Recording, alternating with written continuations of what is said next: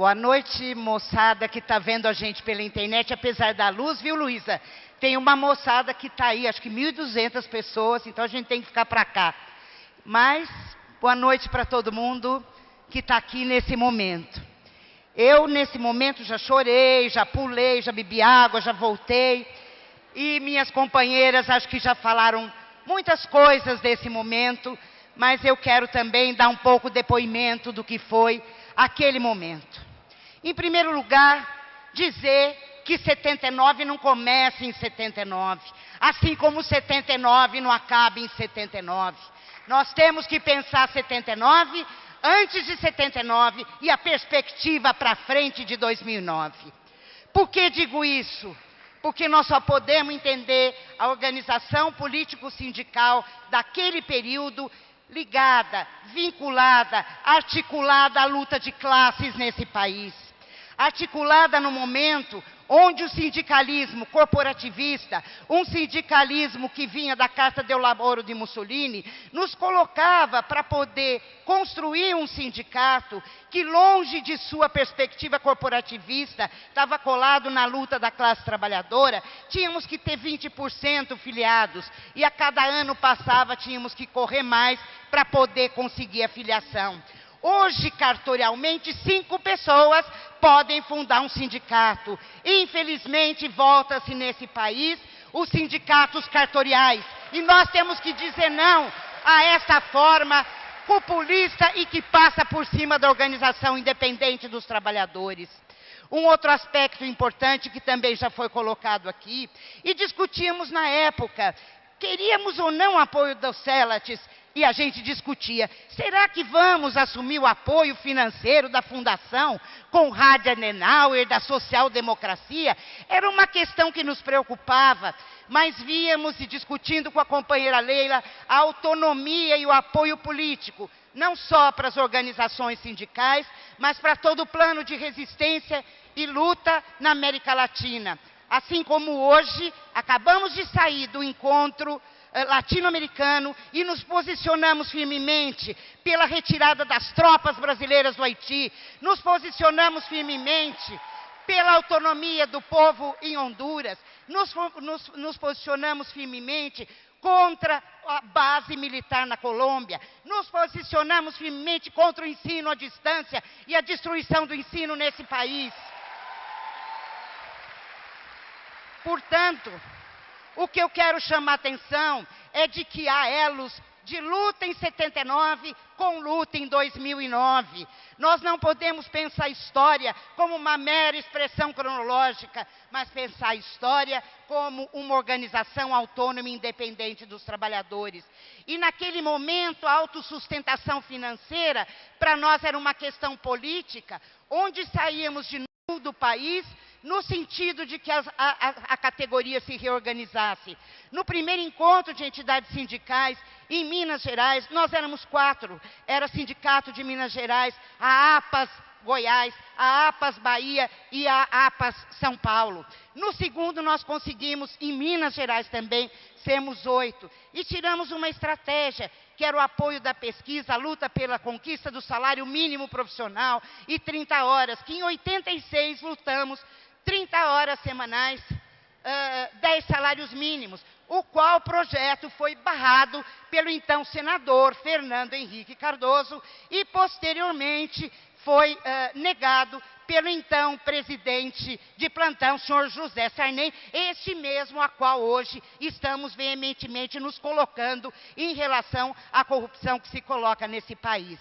Isso significa dizer que naquele momento nós tínhamos uma compreensão clara da organização dos trabalhadores. Fomos à primeira Conferência Nacional da Classe Trabalhadora e lá naquele momento tinham 2 grandes blocos. Um dos pelegos e artes pelegos que os reformistas apoiaram e que foram para a CUT muito depois, quando a CUT já não era mais a CUT e efetivamente se podia fazer novos rearranjos, tal qual estamos vendo hoje com federações que acabam se organizando. Naquele processo, um outro aspecto importante, e tínhamos mesmo, a gente dizia, não é pela livre ocupação, porque o Joaquinzão, unidade sindical, não deixava o setor combativo entrar na primeira conclate. E a gente começou pela livre ocupação, para ocupar aqueles espaços que, na realidade, o polo combativo não podia se organizar. Por que eu estou trazendo isso? Porque a Organização Sindical dos Assistentes Sociais, a partir do segundo encontro, que já éramos 8, como Márcia já colocou aqui, Regina, Celinha, Socorro, Luísa, e saímos viajando de norte a sul nesse país. No terceiro encontro de entidades sindicais preparatório ao CBAs, nós éramos 22 entidades sindicais e pré-sindicais, associações, oposições sindicais, núcleos pró-associação, associações culturais do interior do estado de São Paulo, pró-associação profissional, de norte a sul desse país. Então, eu diria que nós não podemos, acho que minhas companheiras já colocaram aqui, pensar esse congresso como uma somatória, nem de lideranças e nem de indivíduos, mas ela foi fruto de uma organização articulada com uma direção política. Não foi uma ação espontaneísta. Eu acho que é importante a gente colocar essa questão. E quando chegamos para o terceiro congresso, com um manifesto, às vésperas do congresso, também nos dividimos para uma intervenção nos grupos. Eu, por exemplo, era da área da habitação, as companheiras que eram da área da saúde, e a gente percebia uma insatisfação naquelas plenárias setoriais, não à toa, porque, como já colocou aqui Socorro, eram companheiras que vinham da luta da resistência, eram companheiras que já tinham vivido no exílio, eram companheiros que estavam experimentando experiências profissionais que a seguir foram detonadas, como a do Inocop São Paulo, e no caso do Inocop nós também tínhamos articulação na questão da habitação no plano nacional e com o apoio dos CELATs no sentido das experiências importantes e inovadoras, não é? Eu quero aqui também deixar o meu registro que, se não fosse os companheiros e companheiras que estiveram na PASP, nas comissões de apoio, nos grupos de apoio, nas comissões de sindicalização, da luta pelo salário mínimo, na logística do apoio para a questão financeira, onde a gente vendia cartazes para poder se organizar, porque nós não tínhamos recurso algum, das companheiras que vieram depois, da ANAS, do Conselho de Representantes, onde a nossa experiência, efetivamente, nós tínhamos a mais ampla democracia. Nós tínhamos posições diferentes no interior da CUT, num campo de esquerda, e tínhamos convenções, posições majoritárias e minoritárias, onde hoje grande parte do sindicalismo é bloco homogêneo e posição única. Nós temos que retomar a prática democrática de organização e de autonomia, de pensamentos diferenciados num mesmo campo de luta. Nesse sentido, eu entendo e penso que essas lições desse processo e desse congresso devem nos auxiliar para pensar as perspectivas projetivas do presente. O que nós estamos vivendo no presente? Se naquele momento nos entendíamos como trabalhadores em nossa condição de assalariamento, que estávamos sendo demitidos, como aqui foi colocado, que quando nos formamos, porque eu também venho de uma geração 68, a última gestão da Inesp, e depois fomos todos presos, que não conseguíamos trabalhar porque éramos delatados, porque estávamos na Lei de Segurança Nacional. Hoje essa coisa aparece de forma camuflada, e se a gente não desmistificar quem é quem em projetos, podemos correr o risco de ser passados para a história como aqueles que quiseram fazer o bloco dos contentes. Isso é muito importante do ponto de vista dos blocos que estão postos, independentemente das suas posições existentes no interior da categoria e para além da categoria profissional. Um outro aspecto que me parece fundamental é trazer o debate que nós estamos hoje. Os movimentos sociais estão sendo vitimizados. Na cidade de São Paulo, na Zona Leste, crianças são retiradas brutalmente de suas mães em relação à vitimização dessas famílias. Naquele momento como hoje, o movimento de moradia lutava pela terra, E havia na cidade de São Paulo um decreto, 15.086, que dizia que assistentes sociais, junto com a polícia, tinham que tirar os trabalhadores das terras. E fruto desse processo, de uma luta muito árdua a partir da PASP, conseguimos engavetar o processo de um governador biônico. Hoje, a cidade de Campinas, os assistentes sociais estão sendo obrigados a tirar a população em situação de rua. Nós temos que dizer não a essa política. Nós temos que dizer não a essa política.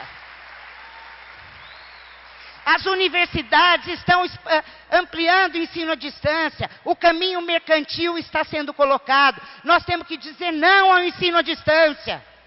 Nós temos que dizer não a essa forma que efetivamente coloca uma massificação para atender os interesses do Fundo Monetário Internacional, em detrimento da democratização e do acesso do ensino. Então, essas questões, como dizia a Luísa, nos dizem respeito.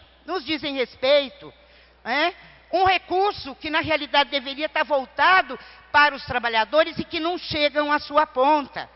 O ato médico que volta contra aquilo que foi o Sistema Único de Saúde.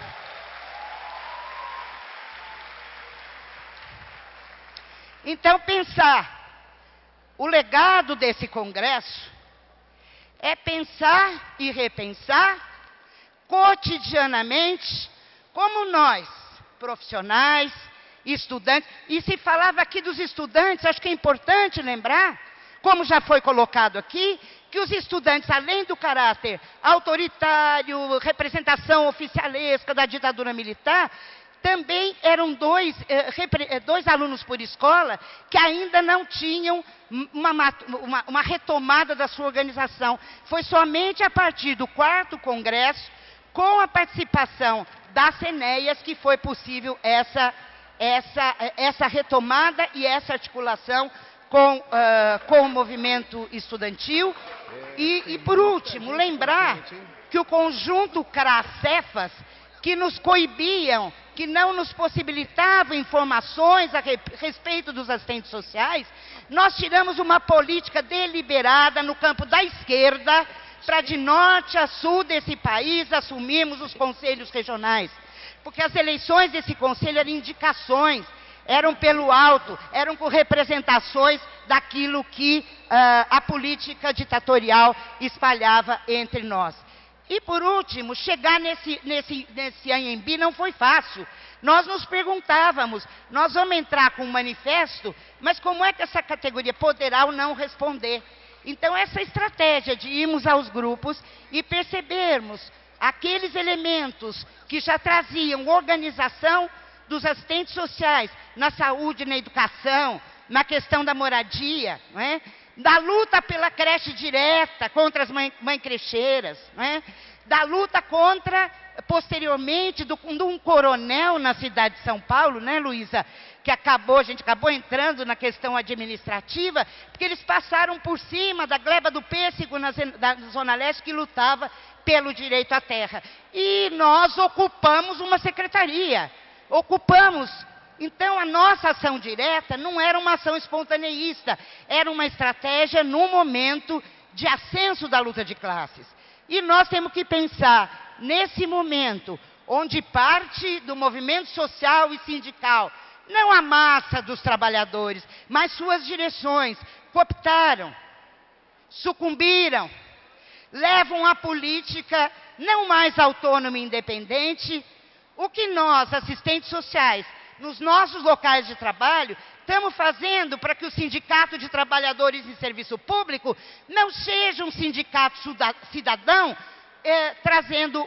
reproduzindo aquilo que seria papel do Estado, mas retomando a organização, o plano de lutas e uma perspectiva de uma unidade, como foi colocado aqui, não só para o presente, mas uma perspectiva histórica de uma sociedade emancipada, uma sociedade onde igualdade e liberdade, num projeto de emancipação humana, sejam colocados, e para isso a luta pelo fim da exploração, da opressão, da discriminação de qualquer ordem, na perspectiva da unidade e da organização autônoma de todos nós. pela autonomia e independência de classe de todos os trabalhadores, por todos aqueles que morreram, lutaram e continuam lutando nesse país. Viva o terceiro CBAS! Viva esse seminário! A luta continua! A luta continua!